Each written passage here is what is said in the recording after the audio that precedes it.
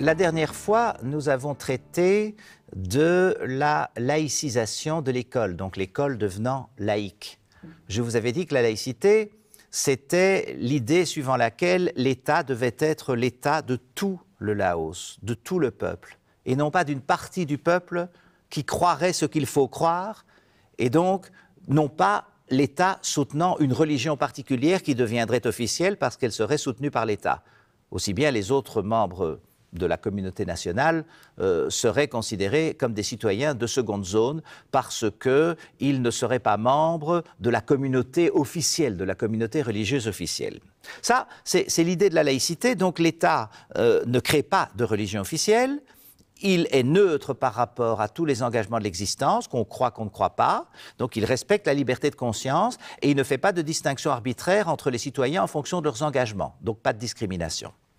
Maintenant, à l'école, le problème se posait, puisqu'on a commencé par l'école, vous l'avez vu, c'est qu'à l'école, les enfants étaient soumis à un régime particulier dans lequel, au fond, il y avait une présence massive de la religion catholique.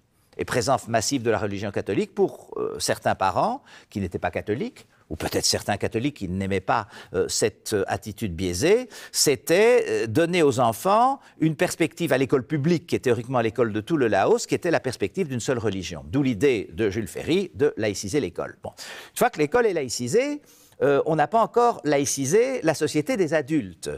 Alors, dans les années 1880 jusqu'en 1905, le système était le système qu'on appelait système concordataire, donc basé sur un concordat. Un concordat, c'est un accord, un compromis, qui avait été conclu au début du XIXe siècle par Napoléon et le pape.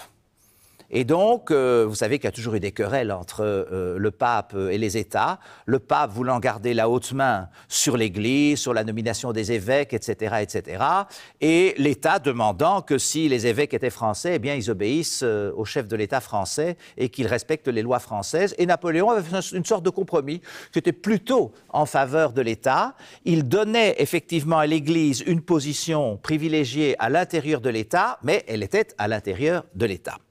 Et puis, on a reconnu aussi d'autres cultes au fur et à mesure, dans le courant du XIXe siècle, le protestantisme, le judaïsme, essentiellement, et ces autres cultes étant très très minoritaires, c'est pas eux qui comptaient, et c'est pas eux qui fournissaient, on l'a vu pour l'école, la majorité des professeurs qui venaient plutôt des congrégations religieuses catholiques. Alors, est-ce que ce système concordataire était un système satisfaisant? Non, au début du XXe siècle, pour tous ceux qui préféraient qu'on sépare totalement le religieux du politique et qui n'aimaient pas qu'au fond, l'Église catholique ait une position officielle dans l'État. Et de ce point de vue-là, il y a eu un grand débat et qui a mené en 1905 à une loi de séparation des Églises et de l'État. Alors, qu'est-ce que ça voulait dire, la séparation? Bien, ça voulait dire d'abord qu'on cessait de payer les ministres du culte. Hein, ils n'étaient pas considérés comme des fonctionnaires, ce qu'ils étaient auparavant. On ne payait plus les ministres du culte. Je dis ministres du culte parce que ça vaut pour curés catholiques, pasteurs protestants, rabbins juifs, bien plus tard, les imams musulmans. On dit ministres du culte en général. Et on cesse de les payer. Donc ça, c'est une séparation entre l'État. On n'intervient plus dans le paiement, dans la rétribution des ministres du culte. On supprime l'enseignement de la religion à l'école. Mais ça s'est déjà fait dans les années 1880, mais c'est réaffirmé. Hein. Et se posait le problème, est-ce que les écoles privées peuvent être subventionnées par l'État alors qu'on a une loi de séparation? Hein, c'est embêtant d'avoir une loi de séparation et de dire en même temps que l'État subventionne des établissements confessionnels, religieux. C'est pas la séparation. Ça a fait l'objet d'un débat qui a été clos en 1959 par le vote d'une loi qui a permis la subvention des écoles privées confessionnelles en majorité catholique. Pourquoi? Parce qu'il y avait deux arguments qui se confrontaient. Le premier argument, qui est l'argument de ceux qui défendent vraiment la laïcité et qui dit les fonds publics, c'est pour l'école publique. Et les fonds privés, c'est pour les écoles privées. Autrement dit, si vous voulez créer des écoles privées, vous avez la liberté de l'enseignement, mais vous avez qu'à payer vous-même.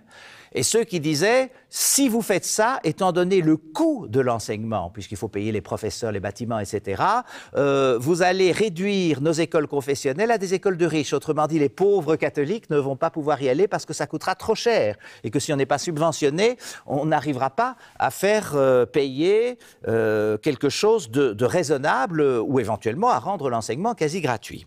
Et pour finir, effectivement, c'est un compromis en 1959 sous De Gaulle, sous le ministre Debré, eh bien, on accepte pour finir que les écoles privées soient subventionnées. Ce qui montre que la séparation n'est pas parfaite en France. Il y a une séparation, puisqu'on ne paye pas les ministres du culte, puisqu'on n'enseigne pas la religion à l'école publique, mais bon, on subventionne les enseignements de type confessionnel. Bon, donc, c'est une séparation qui est une séparation imparfaite, et pour d'autres raisons aussi, dans lesquelles je n'ai pas l'occasion d'entrer. L'autre pays dans lequel il y a une véritable séparation, c'est les États-Unis, mais vous allez voir, c'est pas parfait non plus. Donc, l'idée d'une séparation parfaite n'existe quasi nulle part. Et puis, il y a des tas d'autres systèmes dans lesquels vous n'avez pas de séparation du tout, dans lesquels on continue à subventionner la religion et à enseigner la religion à l'école publique, comme en Belgique. Et donc, à partir de ce moment-là, on n'est pas dans des systèmes de séparation. La France a un véritable système de séparation. Alors, la difficulté, en 1905, les catholiques ont résisté, hein, c'est que, auparavant, les catholiques étaient insérés dans l'appareil de l'État, et puis les églises deviennent des associations privées, puisque l'État s'en sépare. Et ces associations privées, il fallait bien leur donner un statut. Alors on a créé des associations cultuelles, donc les associations du culte, ne confondez pas avec culturelles, des associations du culte, pour gérer la religion, les affaires de la religion. Et ces associations, au départ, avaient été créées, au fond, de bas en haut. C'est-à-dire, on partait des communautés de base, et puis elles envoyaient des délégués jusqu'à ce qu'on ait un pouvoir au sommet. Et ça pouvait paraître comme très démocratique, ça pouvait convenir aux protestants. Rappelez-vous, les protestants n'aimaient pas du tout la hiérarchie de l'Église et ils voulaient que les croyants eux-mêmes aient un rapport au texte sacré et s'organisent eux-mêmes.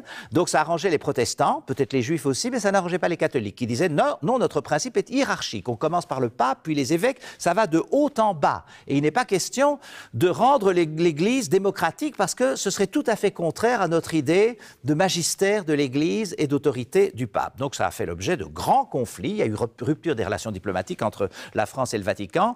Et au début des années 20, un des artisans de la loi 1905, Aristide Briand, un grand politique français, a trouvé une solution de compromis et on a créé des associations diocésaines. Donc les associations cultuelles sont devenues des associations diocésaines basées sur la circonscription de l'évêque, parce que le diocèse, c'est la circonscription de l'évêque. Donc vous voyez bien, on respectait les circonscriptions religieuses, on donnait une place à l'évêque qui a une autorité hiérarchique et bon, on avait trouvé un arrangement pour que la loi de séparation soit acceptée par l'Église. Et puis, ce qui s'est passé après la Deuxième Guerre mondiale, donc après l'occupation nazie, c'est que la laïcité est devenue constitutionnelle. La Constitution de 1946 dit « La France est une république laïque » et la nouvelle Constitution de 1958 pour la Ve République, 12 ans plus tard, dit exactement la même chose. Elle reprend la formule « La France est une république laïque ». C'est assez intéressant parce que les catholiques ont dû l'accepter. Pour qu'on mette un texte dans la Constitution, comme vous le savez, pour modifier une Constitution, pour créer une Constitution, il faut une large majorité, des majorités spéciales, donc il faut qu'il y ait un large accord. Ce n'est pas comme une loi ordinaire où il faut la moitié plus un, la moitié plus une voix.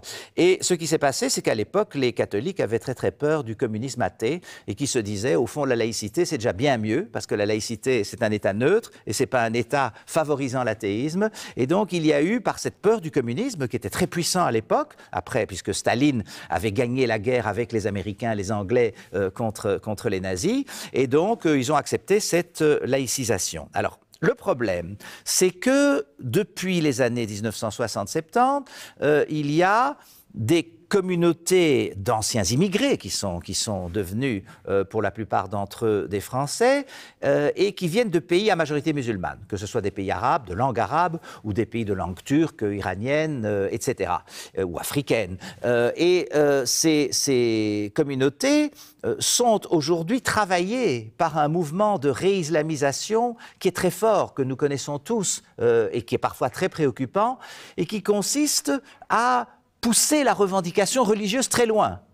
Et si vous poussez la revendication religieuse très loin, vous portez atteinte au principe de séparation, c'est-à-dire que vous demandez que la religion puisse être présente dans l'espace public dans l'espace politique dont on l'avait expulsé. Par exemple, on demande que des fonctionnaires puissent porter des signes religieux. Ah non, ce sont des membres de l'appareil d'État. Le principe de laïcité dit séparation entre l'État et le religieux. Si vous servez l'État, vous ne pouvez pas manifester une conviction particulière, etc., etc. Donc il y a aujourd'hui des problèmes importants qui vont être traités dans le texte que vous allez lire pour la leçon suivante.